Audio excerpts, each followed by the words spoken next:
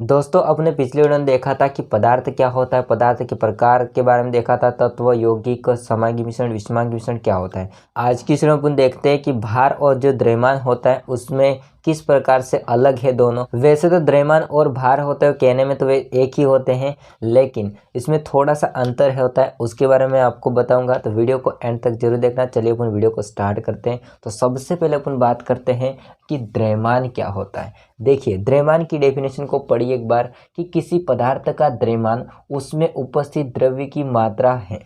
देखिए द्रव्य होता है द्रव्य, इसको अपन कह सकते हैं पदार्थ। द्रव्य अलग चीज है और द्रव अलग चीज है। द्रव को अपन एक तरल पदार्थ कह सकते हैं, लेकिन द्रव्य एक प्रकार का पदार्थ है।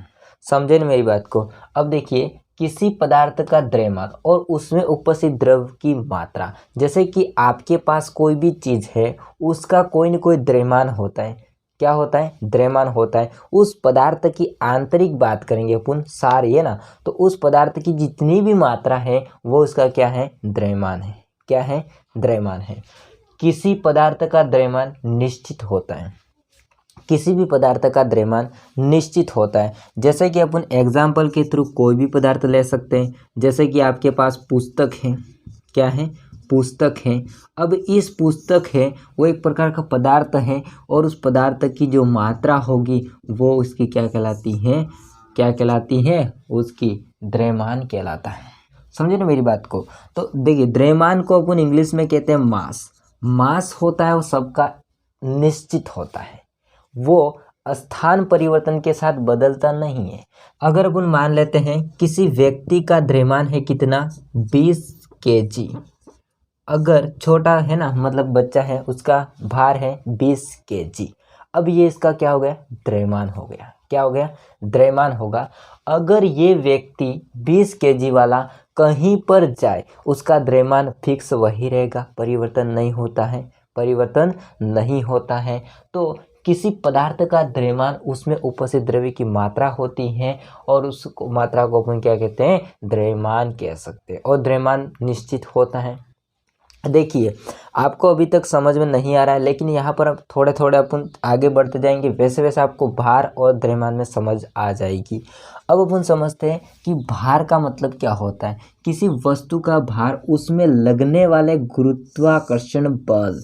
अब आप सोचेंगे कि यहाँ पर गुरुत्वाकर्षण बल कहाँ आ गया, भार के बीच में गुरुत्वाकर्षण बल कहाँ आ गया। तो समझिए मेरी बात को कि किसी वस्तु का भार उस पर लगने वाले गुरुत्वाकर्षण बल होता है। भार वो चीज़ होती है कि द्रव्यमान वाली कोई भी वस्तु है उस पर लगने वाला गुरुत्वाकर्षण बल होता है। एक प्रकार से अपन भार को बल भी कह सकते हैं, गुरुत्वाकर्षण बल। वो कैसे, वो भी अभी समझते हैं अपन, थोड़ी देर रुको। किसी वस्तु का भार होता है वो भिन्न भिन्न स्थानों पर भिन्न भिन्न होता है। अगर अपन देखते हैं तो किसी वस्तु का भार होता है वो गुरुत्वाकर्षण बल होता है, परिवर्तन के कारण से उसका भार भी क्या होगा? परिवर्तन होगा, भिन्न भिन्न होगा। अपन देखते हैं कि बल का सूत्र है ma, ये अपन का सूत्र जानते हैं पहले से। अब इसके लिए अपन गुरुत्वाकर्षण लिखेंगे तो यहाँ पर हो जाता है mg। a की जगह मैंने क्या लिख दिया? g लिख दिया। a की जगह मैंने क्या लिख दिया? g लिख दिया।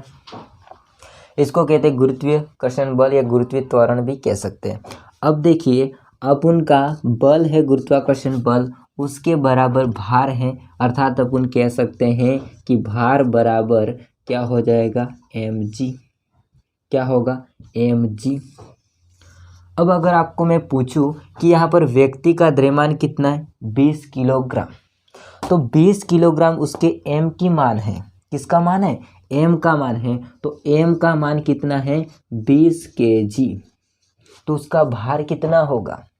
उसका भार कितना होगा? तो W बराबर आप देखेंगे कि 20 kg होगा इंटू जी का मान। तो जी का मान अपन का फिक्स होता है। जी का मान कितना होता है? तो जी का मान होता है 10।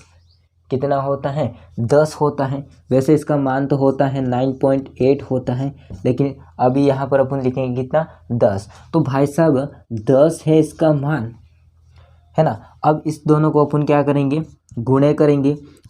तो वो अपन का कितना आ जाता है 200। कितना आ जाएगा 200। कितना होगा 200।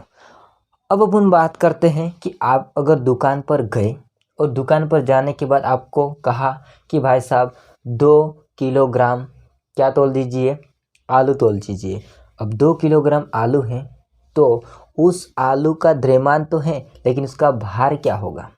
तो भार होगा वो अपने आप मल्टीप्लाई हो जाए, अपने आप मल्टीप्लाई हो जाता है, क्योंकि अपन ने द्रव्यमान खरीदा तो जी का मान फिक्स होता है, वो अपने आप मल्टीप्लाई हो जाएगा। इसीलिए आप कहते हैं कि जो भी द्रव्यमान होता है उसको भार कह सकते हैं और भार होता है उसको द्रव्यमान कह सकते हैं। तो आप सीधे दुकान पर जाते हैं तो कितना कहते हैं कि 2 किलोग्राम भार का आलू तोल दीजिए। क्यों? क्योंकि वहाँ पर आप जानते हैं कि जी का मान होता है वो द्रव्यमान के साथ अपने आप मल्टीप्लाई हो जाता है। अर्थात अपन भार और द्रव्यमान होता है उसमें ज़्यादा फर्क नहीं देख सकते हैं, दोनों एक ही होते हैं ऐसा कह सकते हैं। समझे ना? अब देखिए कि भार की जगह अपन द्रव्यमान क्यों बोलते हैं और द्रव्यमान की जगह अपन भार, मतलब यहाँ पर सिंपल बात है, दोनों एक ही है ऐसा बोलते हैं। क्यों? क्योंकि देखिए भार होता है वो अपने आप मल्टीप्लाई हो रहा है, तो भार होता है वो बोलने में थोड़ा आसान है, तो लोगों ने उसको बोलना स्टार्ट कर दिया, द्रव्यमान की जगह भार भार बोलना शुरू कर दिया और भार भार जैसे बोलते गए तो द्रव्यमान और भार दोनों एक ही लगने लगे। लेकिन एक्चुअल में अगर किसी वस्तु का देखते हैं तो उसका अगर मान के चलिए 20 kg है तो उसका क्या है द्रव्यमान है, लेकिन आप कह सकते हैं कि उसका भार भी है। क्यों? क्योंकि 20 kg के साथ अपने आप मल्टीप्लाई हो रहा है क्या जी का मान। किसका मान? जी का मान, उस पर लगने वाले गुरुत्व। अगर पृथ्वी पर रहने वाली जो भी वस्तु है उसके साथ गुरुत्वाकर्षण बल लगता है और उसका बल लगेगा तो जी का मान अपने आप मल्टीप्लाई हो जाएगा। समझे ना बात को? तो ये छोटा सा टॉपिक था। अब मिलते हैं नेक्स्ट वीडियो में। तब तक बाय, जय हिंद, वंदे मातरम।